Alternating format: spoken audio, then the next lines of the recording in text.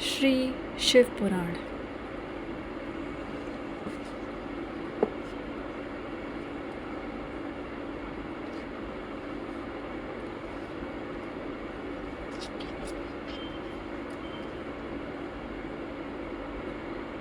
अध्याय 9। सदाचार, शौचाचार, स्नान, भस्म धारण, संध्या वंदन, प्रणव जप, गायत्री जप, दान, न्यायतः, धनोपार्जन तथा अग्निहोत्र आदि की विधि एवं महिमा का वर्णन। ऋषियों ने कहा, सूत जी, अब आप शीघ्र ही हमें वह सदाचार सुनाइए जिससे विद्वान पुरुष पुण्य लोकों पर विजय पाता है। स्वर्ग प्रदान करने वाले धर्ममय आचार तथा नरक का कष्ट देने वाले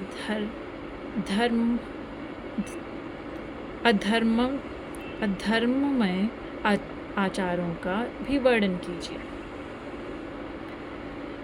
सूत जी बोले, सदाचार का पालन करने वाला विद्वान ब्राह्मण ही वास्तव में ब्राह्मण नाम धारण करने का अधिकारी है। जो केवल वेदोक्त आचार का पालन करने वाला एवं वेद का अभ्यासी है, उस ब्राह्मण की विप्र संख्या होती है। सदाचार, वेदाचार तथा विद्या, इनमें से एक एक गुण से ही युक्त होने पर उसे द्विज कहते हैं, जिसमें स्वल्प मात्रा में ही आचार का पालन देखा जाता है, जिसने वेदाध्ययन भी बहुत कम किया है तथा जो राजा का सेवक, पुरोहित, मंत्री आदि है, उसे क्षत्रिय ब्राह्मण कहते हैं। जो ब्राह्मण कृषि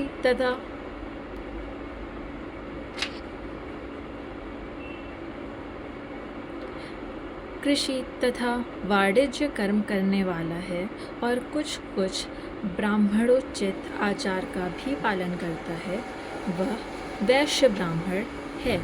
तथा जो स्वयं ही खेत जोतता, हल चलाता है, उसे शूद्र ब्राह्मण कहा गया है।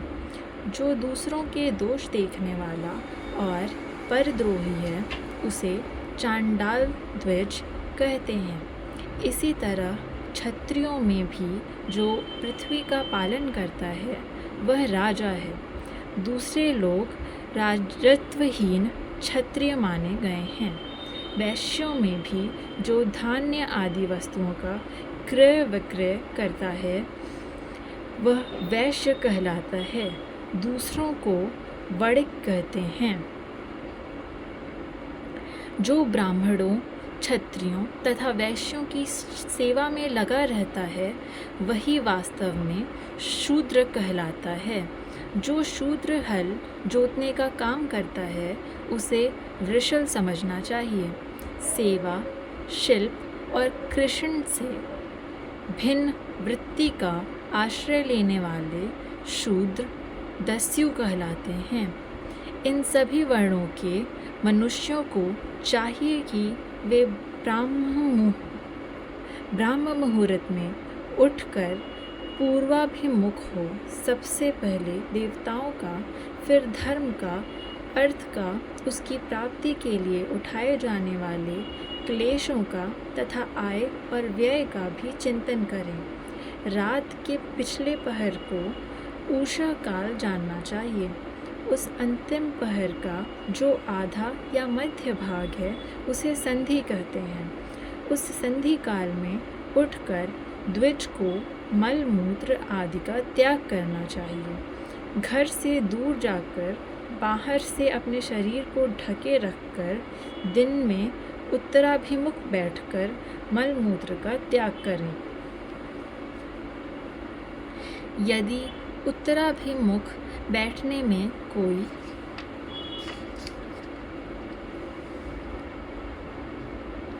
रुकावट हो तो दूसरे दिशा की ओर मुख करके बैठें। जल, अग्नि, ब्राह्मण आदि तथा देवताओं का सामना बचाकर बैठें। मल त्याग करके उठने पर फिर उस मल को न देखें। तदनंतर जलाशय से बाहर निकाले हुए जल से ही गुदा की शुद्धि करें अथवा देवताओं, पितरों तथा ऋषियों के तीर्थों में उतरे बिना ही प्राप्त हुए जल से शुद्धि करनी चाहिए। गुदा में 7, 5 या 3 बार मिट्टी लगाकर उसे धोकर शुद्ध करें। लिंग में ककोड़े के फल के बराबर मिट्टी लेकर लगाएं और उसे धो दें, परंतु गुदा में लगाने के लिए 1 पसर मिट्टी की आवश्यकता होती है। लिंग और गुदा की शुद्धि के पश्चात उठकर अन्यत्र जाए और हाथ पैरों की शुद्धि करके 8 बार कुल्ला करें। जिस किसी वृक्ष के पत्ते से अथवा उसके पतले काष्ठ से जल के बाहर दतुवन करना चाहिए, उस समय तर्जनी अंगुली का उपयोग न करें। यह दंत शुद्धि का विधान बताया गया है। तदनंतर जल संबंधी देवताओं को नमस्कार करके मंत्र पाठ करते हुए जलाशय में स्नान करें।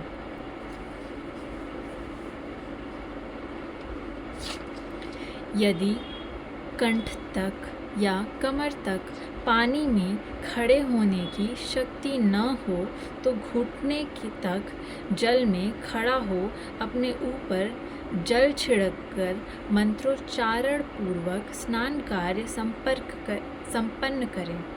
विद्वान पुरुष को चाहिए कि वहाँ तीर्थ जल से देवता आदि का स्नानांग तर्पण भी करें।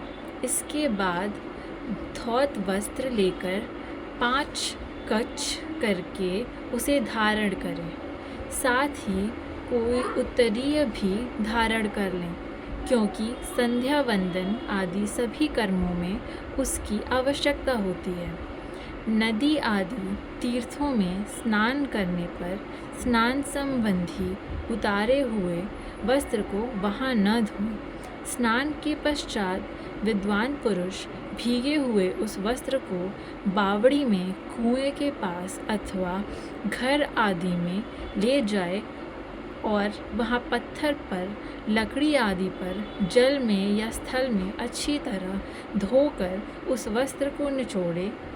द्विजो, वस्त्र को निचोड़ने से जो जल गिरता है वह एक श्रेणी के पितरों की तृप्ति के लिए होता है। इसके बाद जाबाली उपनिषद में बताए गए अग्निरीति मंत्र से भस्म लेकर उसके द्वारा त्रिपुंड लगाए। इस विधि का पालन न किया जाए, इसके पूर्व ही यदि जल में भस्म गिर जाए तो गिराने वाला नरक में जाता है। आपो ही ष्ठा इत्यादि मंत्र से पाप शांति के लिए सिर पर जल छिड़के तथा यस्य छाय इस मंत्र को पढ़कर पैर पर जल छिड़के। इसे संधि प्रोक्षण कहते हैं। आपो ही ष्ठा इत्यादि मंत्र में 3 ऋचाएँ हैं और प्रत्येक ऋचा में गायत्री छंद के 3-3 चरण हैं। इनमें से प्रथम ऋचा के 3 चरणों का पाठ करते हुए क्रमशः पैर, मस्तक और हृदय में जल छिड़के। दूसरी ऋचा के 3 चरणों को पढ़कर क्रमशः मस्तक, हृदय और पैर में जल छिड़के तथा तीसरी ऋचा के 3 चरणों का पाठ करते हुए क्रमशः हृदय, पैर और मस्तक का जल से प्रोक्षण करें। इसे विद्वान पुरुष मंत्र स्नान मानते हैं। किसी अपवित्र वस्तु से किंचित स्पर्श हो जाने पर, अपना स्वास्थ्य ठीक न रहने पर, राजा और राष्ट्र पर भय उपस्थित होने पर तथा यात्रा काल में जल की उपलब्धि न होने की विवशता आ जाने पर मंत्र स्नान करना चाहिए। प्रातःकाल सूर्यश्च या मनुश्च इत्यादि सूर्यानुवाक से तथा सायंकाल अग्निश्च माँ मन्युश्च इत्यादि अग्नि संबंधी अनुवाक से जल का आचमन करके पुनः जल से अपने अंगों का प्रोक्षण करें। मध्याह्न काल में भी आप पुनंतु इस मंत्र से आचमन करके पूर्ववत प्रोक्षण या मार्जन करना चाहिए। प्रातः काल की संध्योपासना में गायत्री मंत्र का जप करके 3 बार ऊपर की ओर सूर्य देव को अर्घ्य देने चाहिए। ब्राह्मणों मध्याह्न काल में गायत्री मंत्र के उच्चारण पूर्वक सूर्य को एक ही अर्घ्य देना चाहिए। फिर सायंकाल आने पर पश्चिम की ओर मुख करके बैठ जाएं और पृथ्वी पर ही सूर्य के लिए अर्घ्य दें, ऊपर की ओर नहीं। प्रातः काल और मध्याह्न के समय अंजलि में अर्घ्य जल लेकर अंगुलियों की ओर से सूर्य देव के लिए अर्घ्य दें।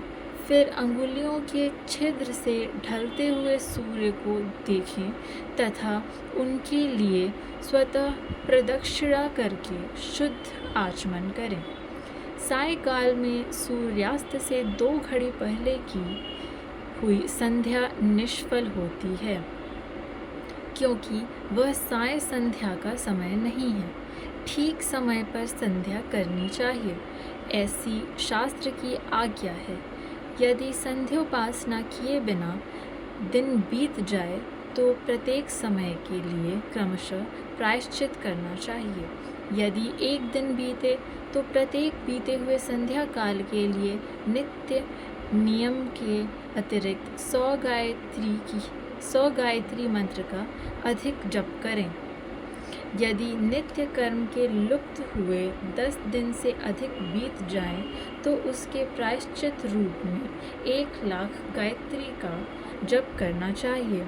यदि 1 मास तक नित्य कर्म छूट जाए तो पुनः अपना उपनयन संस्कार कराएं। अर्थ सिद्धि के लिए ईश, गौरी, कार्तिकेय, विष्णु, ब्रह्मा, चंद्रमा और यम का तथा ऐसे ही अन्य देवताओं का भी शुद्ध जल से तर्पण करें। फिर तर्पण कर्म को ब्रह्मार्पण करके शुद्ध आचमन करें।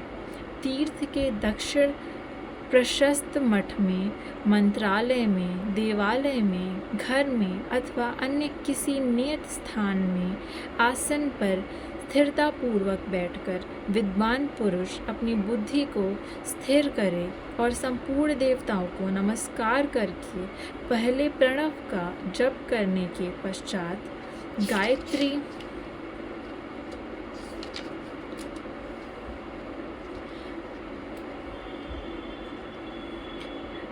मंत्र की आवृत्ति करें। प्रणव के अ, उ और म इन तीनों अक्षरों से जीव और ब्रह्म की एकता का प्रतिपादन होता है। इस बात को जानकर प्रणव ओम का जप करना चाहिए। जप काल में यह भावना करनी चाहिए कि हम तीनों लोकों की सृष्टि करने वाले ब्रह्मा, पालन करने वाले विष्णु तथा संहार करने वाले रुद्र की, जो स्वयं प्रकाश चिन्मय हैं, उपासना करते हैं। यह ब्रह्म स्वरूप ओमकार हमारी कर्मेंद्रियों और ज्ञानेंद्रियों की वृत्तियों को, मन की वृत्तियों को तथा बुद्धि वृत्तियों को सदा भोग और मोक्ष प्रदान करने वाले धर्म एवं ज्ञान की ओर प्रेरित करे। प्रणव के इस अर्थ का बुद्धि के द्वारा चिंतन करता हुआ जो इसका जप करता है, वह निश्चय ही ब्रह्म को प्राप्त कर लेता है, अथवा अर्थानुसंधान के बिना भी प्रणव का नित्य जप करना चाहिए।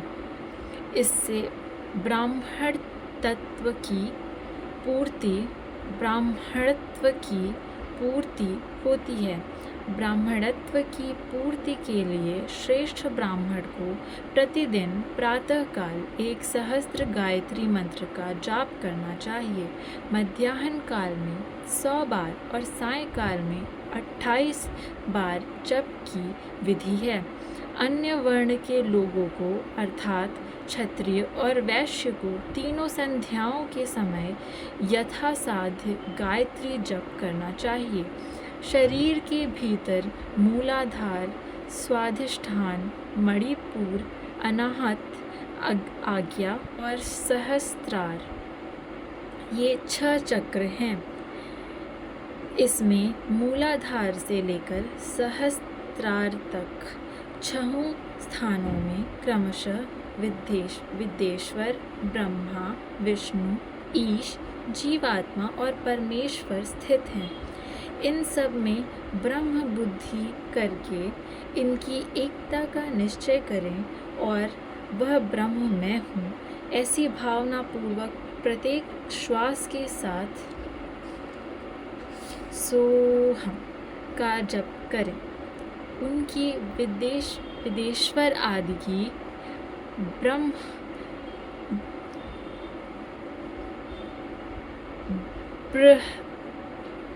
बृहरंध्र आदि में तथा इस शरीर से बाहर भी भावना करें। प्रकृति के विकारभूत महतत्व से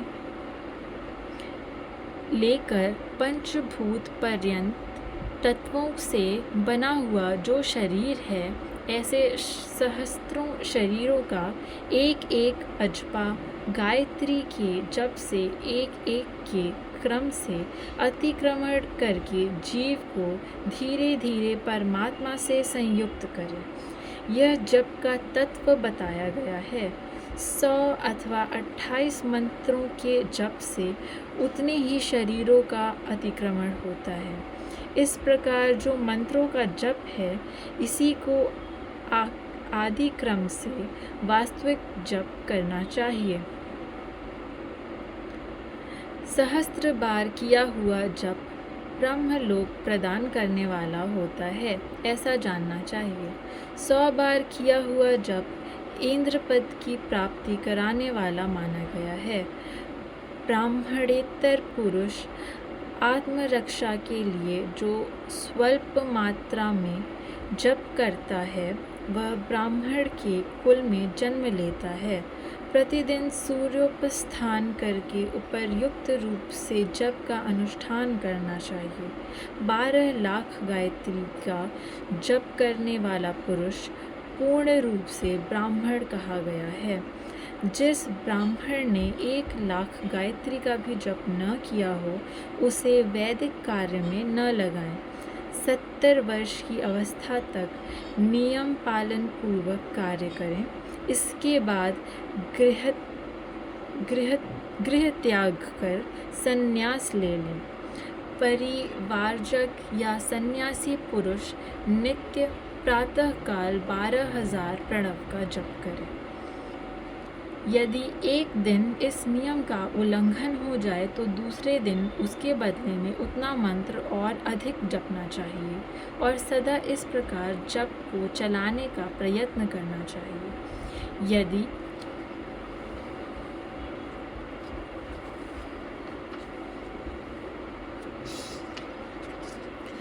क्रमशः 1 मास आदि का उल्लंघन हो गया तो 1.5 लाख जप करके उसका प्रायश्चित करना चाहिए। इससे अधिक समय तक नियम का उल्लंघन हो जाए तो पुनः नए सिरे से गुरु से नियम ग्रहण करें। ऐसा करने से दोषों की शांति होती है, अन्यथा वह रौरव नरक में जाता है। जो सकाम भावना से युक्त गृहस्थ ब्राह्मण है, उसी को धर्म तथा अर्थ के लिए यत्न करना चाहिए। मुमुक्षु ब्राह्मण को तो सदा ज्ञान का ही अभ्यास करना चाहिए। धर्म से अर्थ की प्राप्ति होती है, अर्थ से भोग सुलभ होता है, फिर उस भोग से वैराग्य की संभावना होती है। धर्म पूर्वक उपार्जित धन से जो भोग प्राप्त होता है, उससे एक दिन अवश्य वैराग्य का उदय होता है। धर्म के विपरीत अधर्म से उपार्जित हुए धन के द्वारा जो भोग प्राप्त होता है, उससे भोगों के प्रति आसक्ति उत्पन्न होती है। मनुष्य धर्म से धन पाता है, तपस्या से उसे दिव्य रूप की प्राप्ति होती है। कामनाओं का त्याग करने वाले पुरुष के अंतःकरण की शुद्धि होती है, उस शुद्धि से ज्ञान का उदय होता है, इसमें संशय नहीं है। सत्ययुग आदि में तप को ही प्रशस्त कहा गया है, किंतु कलियुग में द्रव्य साध्य धर्म, दान आदि अच्छा माना गया है। सतयुग में ध्यान से, त्रेता में तपस्या से और द्वापर में यज्ञ करने से ज्ञान की सिद्धि होती है, परंतु कलियुग में प्रतिमा,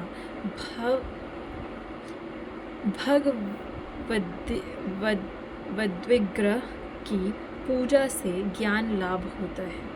अधर्म हिंसा दुख रूप है और धर्म सुख रूप है।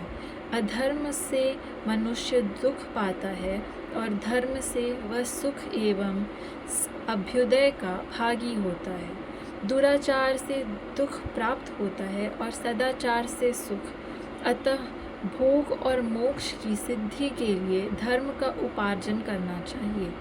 जिसके घर में कम से कम 4 मनुष्य हैं, ऐसे कुटुंबी ब्राह्मण को जो 100 वर्ष के लिए जीवन निर्वाह की सामग्री देता है, उसके लिए वह दान ब्रह्मलोक की प्राप्ति कराने वाला होता है। 1 सहस्त्र चांद्रायण व्रत का अनुष्ठान ब्रह्मलोकदायक माना गया है। जो क्षत्रिय 1 सहस्त्र कुटुंब को जीविका और आवास देता है, उसका वह कर्म इंद्रलोक की प्राप्ति कराने वाला होता है। 10,000 कुटुंबों को दिया हुआ आश्रय दान ब्रह्मलोक प्रदान करता है। दाता पुरुष जिस देवता को सामने रखकर दान करता है, अर्थात वह दान के द्वारा जिस देवता को प्रसन्न करना चाहता है, उसी का लोक उसे प्राप्त होता है। यह बात वेदवत्ता पुरुष अच्छी तरह जानते हैं। धनहीन पुरुष सदा तपस्या का उपार्जन करे, क्योंकि तपस्या और तीर्थ सेवन से अक्षय सुख पाकर मनुष्य उसका उपभोग करता है। अब मैं न्यायतः धन के उपार्जन की विधि बता रहा हूँ। ब्राह्मण को चाहिए कि वह सदा सावधान रहकर विशुद्ध प्रतिग्रह, दान ग्रहण तथा याजन, यज्ञ कराने आदि से धन का अर्जन करे। वह इसके लिए कहीं दीनता न दिखाए और न अत्यंत कलेशदायक कर्म ही करे। क्षत्रिय बाहुबल से धन का उपार्जन करे और वैश्य कृषि एवं गोरक्षा से न्यायोपार्जित धन का दान करने से दाता को ज्ञान की सिद्धि प्राप्त होती है। ज्ञान सिद्धि द्वारा सब पुरुषों को गुरु कृपा मोक्ष सिद्धि सुलभ होती है। मोक्ष से स्वरूप की सिद्धि ब्रह्म रूप से स्थित प्राप्त होती है, जिससे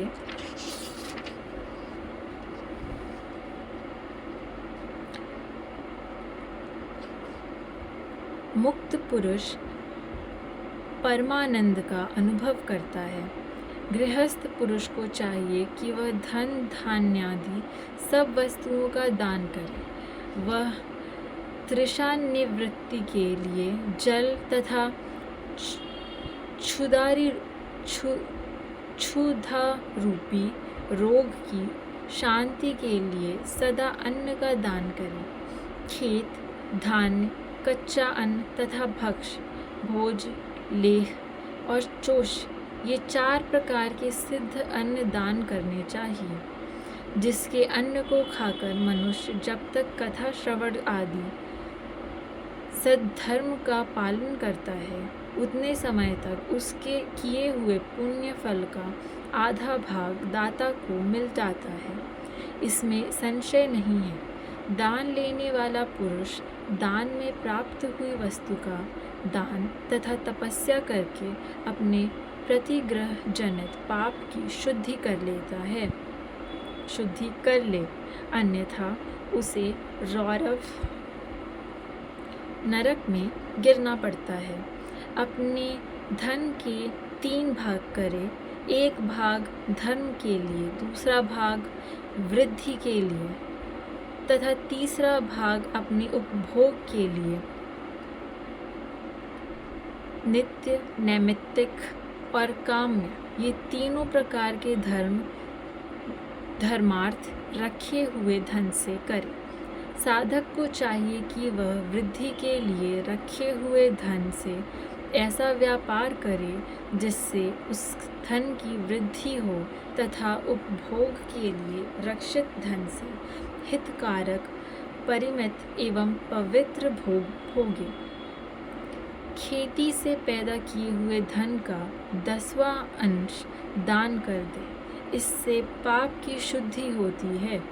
शेष धन से धर्म, वृद्धि एवं उपभोग करे, अन्यथा वह रौरव नरक में पड़ता है अथवा उसकी बुद्धि पापपूर्ण हो जाती है या खेती ही चौपट हो जाती है। वृद्धि के लिए किए गए व्यापार में प्राप्त हुए धन का 6ठा भाग दान कर देने योग्य है। बुद्धिमान पुरुष अवश्य उसका दान कर दे। विद्वान को चाहिए कि वह दूसरों के दोषों का बखान न करे। ब्राह्मणों, दोषवश दूसरों के सुने या देखे हुए छिद्र को भी प्रकट न करें। विद्वान पुरुष ऐसी बात न कहे जो समस्त प्राणियों के हृदय में रोष पैदा करने वाली हो। ऐश्वर्य की सिद्धि के लिए दोनों संध्याओं के समय अग्निहोत्र कर्म अवश्य करें। जो दोनों समय अग्निहोत्र कर्म में असमर्थ हो, वह एक ही समय सूर्य और अग्नि को विधि पूर्वक दी हुई आहुति से संतुष्ट करे। चावल, धान्य, घी, फल, कंद तथा हविष्य, इनके द्वारा विधि पूर्वक स्थाली पाक बनाए तथा यथोचित रीति से सूर्य और अग्नि को अर्पित करें। यदि हविष्य का अभाव हो तो प्रधान होम मात्र करें। सदा सुरक्षित रहने वाली अग्नि को विद्वान पुरुष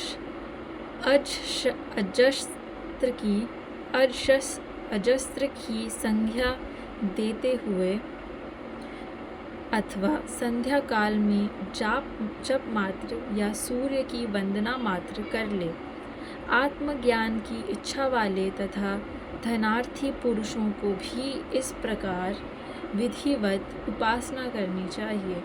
जो सदा ब्रह्म यज्ञ में तत्पर होते हैं, देवताओं की पूजा में लगे रहते हैं, नित्य अग्नि पूजा एवं गुरु पूजा में अनुरक्त होते हैं तथा ब्राह्मणों को तृप्त किया करते हैं, वे सब लोग स्वर्ग लोक के भागी होते हैं।